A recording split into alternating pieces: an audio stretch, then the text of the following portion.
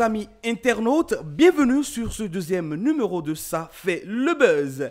Au rendez-vous ce jour, des informations du net plus croustillantes les unes que les autres.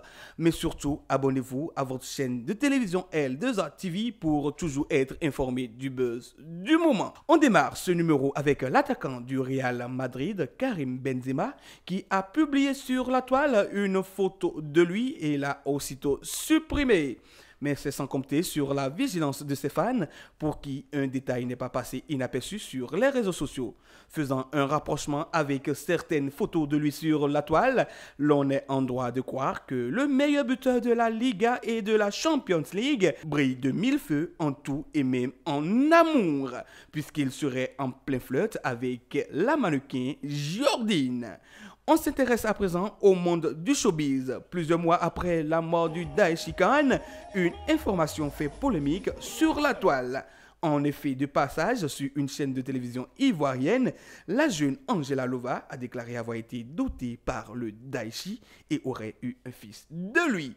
L'enfant est né avant la dot. Il est né avant la dot. Effectivement. Une information qu'a tout fait démentir la mère de Ange, Didier, se disant être dans les confidences de son fils avant sa disparition tragique. Tina Glamour fustige cette déclaration qu'elle qualifie de délire et ajoute, je cite, « Mes petits-enfants légaux sont là et ils sont en vacances ».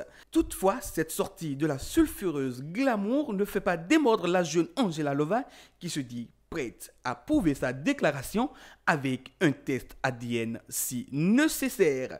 Restons toujours avec les acteurs du showbiz africain pour noter que les choses semblent aller au plus mal entre l'humoriste ivoirienne Eunice Zounon et l'artiste camerounais Ténor. Alors que les internautes continuent de se poser des questions sur ces deux acteurs du showbiz africain, d'autres questions s'élèvent sur la nature de la relation qui existe entre la veuve Carmen Sama et le chanteur malien Sidiki Diabaté. De passage ce week-end à Abidjan dans le cadre d'un concert organisé à l'occasion de la fête de Tabaski, le chanteur malien et la veuve d'Arafat se sont une fois encore retrouvés. On boucle ce numéro avec la plus grosse actualité insolite au Bénin.